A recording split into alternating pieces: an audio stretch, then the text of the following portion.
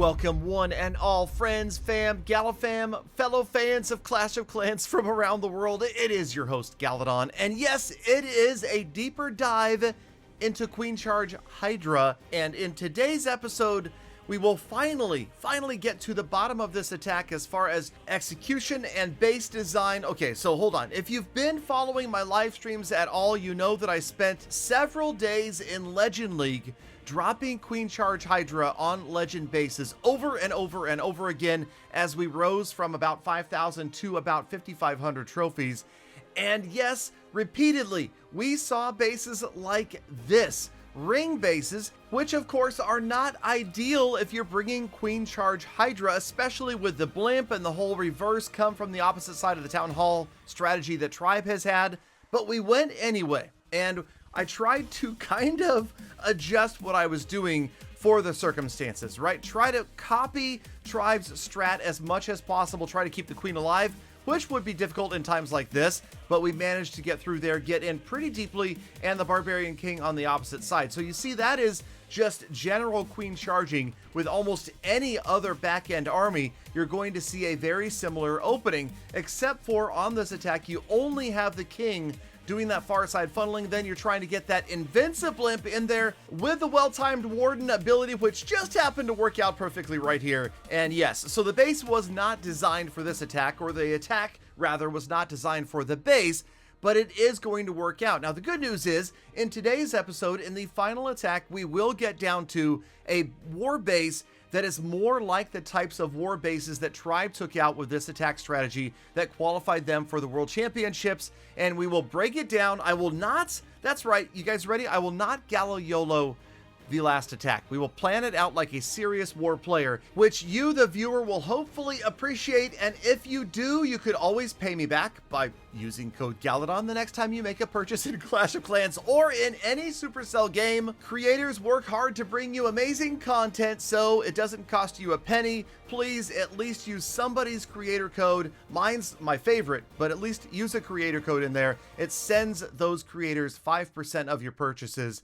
And yes, remember to enter it every time before you make a purchase. Check that green C check at the top right. Okay, so yes, okay, this attack is going to be a 3-star, and that's really not that amazing. Obviously, it was a tough base, pretty much maxed out, but I feel like we kind of got lucky. And I'll just be honest, the 3 stars against ring-style bases have been few and far between. Okay, there have not been that many of them in several days of Legend League attacking, and I honestly don't think, and I know maybe I'm giving myself too much credit here, I don't think it's my failures that's causing the failure to 3-star. I just, again, like I said at the opening, I feel like it's the base design. Ring bases like this are just not ideal for this attack. We did make it work a few times, but like I said, we'll get down to it in just a moment against a fully maxed out, 100% maxed out Town Hall 14 base. But if you must use this attack against these ring style bases, or maybe in Legend League, then of course the key is going to be to try to get huge value from your queen charge. That means the clan castle, the archer queen, and possibly more importantly, the eagle artillery. Get those down, and then of course any and many air defenses. That's always going to be key. An effective funnel from the other side, which is pretty much a short-handed funnel. Only the Barb King, maybe a bowler and a giant, I think, in this attack.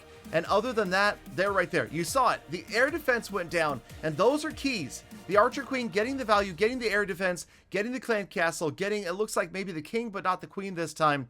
Those are going to help, and that's a big part of what causes the success in these raids.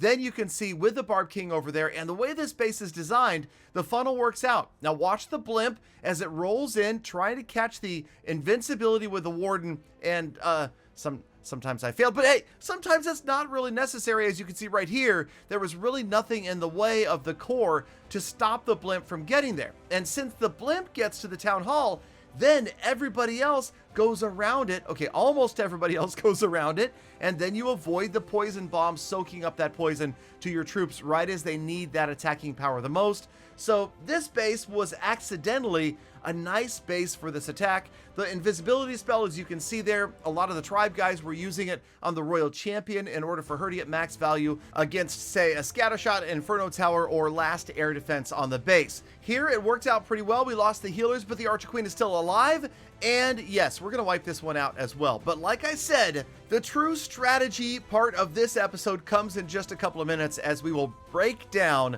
a typical, or maybe not that typical, but a maxed out off-center Town Hall anti-3-star base like what you might see in CWL or Clan War. So there we go, another lucky 3, and I'll be honest, I think those were the only 2 triples in 2 days of attacking in Legend League. So we got the base from Galadon, and so Galadon attacking Galadon. And then the thought was, wait a minute, you guys are going to complain that my maxed out account is attacking my not maxed out account, right? Galadon attacking Galadon 14.0. So we did scratch that plan because Galadon 14.0 has a way to upgrade, and obviously this is not the type of base we're talking about. Here we go. Galadon 14.0 with level 1 Dragon Riders is going to go in against this base. So right here, Archer Queen funnel starts up here. She's going to work her way to the left because the baby dragon is going to take out that cannon, and hopefully she gets this whole area down. Obviously the scatter shot, air defense, Inferno Tower, and Eagle are all in that area. If she can grab all of that stuff, then we're talking about the huge value that we need. And of course, there's a little bit of YOLO because we're also hoping she doesn't wander off to the left-hand side, but it looks like that's where the funnel's going to work. Also, the king, far right-hand side by the workshop, he should work his way downward and clear the entire right-hand side of the base right here. So once the funnel from the king and the queen are done, it should look like this. And this whole area is wiped out. Then you bring in the Dragon Riders and Dragons right here. They go straight down to the Town Hall. The blimp should have no trouble getting there, and those air sweepers are both pointed away. Not sure. I just copied this base from another CWL war base that a player had in Tribe, and it's been around for a while. But again, if that sweeper had been facing the other way, we could have dropped a freeze spell right there. But that's the plan, okay? And should everything work out like we're thinking, then this should be a pretty typical Queen Charge Hydra attack. So let's get it underway and see if we can get this triple on our very first try. Now, the builder hut's out here on the outside, whatever. Let's just go ahead and go with it. Remember that we don't have maxed out troops here, bowlers, minions, and of course, level 1 Dragon Riders. So there's a little give and take on both sides, but let's just go for the fundamentals. So there goes the Archer Queen. It looks like so far so good. She is going to roll in. We've got a super wall breaker that hopefully gets her in after the Eagle. As she rolls in, I wait for the rage, then I drop the super wall breakers. Actually, they're not super, they're just regular wall breakers. So it took quite a few to make sure that we could finally get that wall open, and we did. And sure enough, the queen is going right in there after the single target internal, and then she's going to get huge value: scatter shot, air defense, Expo, Eagle artillery, and the defending royal champion, and perhaps even a second air defense, maybe even a third air defense. We'll see what happens as we begin the king funnel on the far side. That goes to plan as well. So now it's time to consider the balloons, the dragons, and the Dragon Riders. Moving in from the top right, then the Grand Warden. Then remember, we wait a few seconds to drop in the blimp and get that Warden ability ready. As the blimp moves away from the Warden, we hit the ability, and sure enough, it catches it this time, and it's critical because notice the scatter shot, the Inferno Towers, the blimp gets all the way in, the defensive clan castle not an issue, and sure enough, we finally get the Town Hall out of the way before the dragons get there, and that seems to be one of the keys right here. We don't want those units to get into the poison. Works out pretty well. We've poisoned the defensive clan castle. The Archer Queen uses her ability. She wipes out another air defense and another Inferno Tower. So even though she lost her healers, she did do a lot of work in the middle. And in fact, she's going to wrap around and get that last air defense out of the way before she goes away. So that might have been part of the reason this attack went so well. Everything else now is just left to hope that it worked out. You can see the funnel kind of did guide those dragons together. We've got a couple of other cleanup troops that we're going to use on the back end here just in case we run short on time.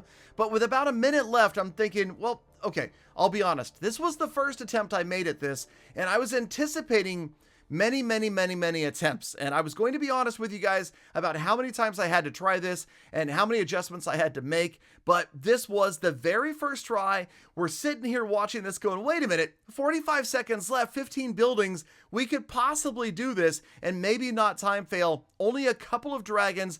We lose the Barb King. We've got 2 dragons, an owl, and 3 archers. And that's it. It's a children's story of epic proportions because sure enough, there's not a lot to stop us. And as time ticks down, it's looking good. I'm getting excited. I'm thinking, wait a minute, I might actually get to do something with my afternoon rather than attack all day long with this same army trying to get 3-star for this video. And sure enough, yes. Okay, very first attack we pick up the 3-star, so maybe this army is as strong as it seems when it's put against the right base, and we were just simply banging our heads against the wall all week trying to get Legend League triples against the wrong style base. Now, just a quick verification check right here. I'm going to go to clan chat for just Galadon, and as you can see, it was my very first attempt that picked up the 3-star because this, I had the wrong army. I rolled in with Queen Charge Hybrid and decided to stop the attack and switch the army so that I could get my very first attempt going with Queen Charge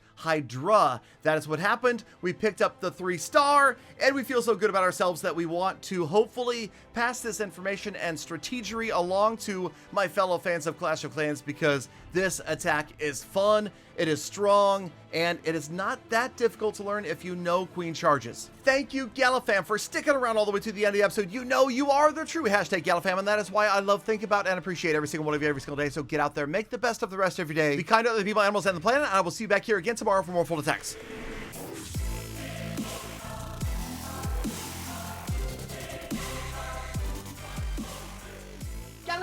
Galadon, remember, if Galadon can throw, the strat's OP. Time for a nerf.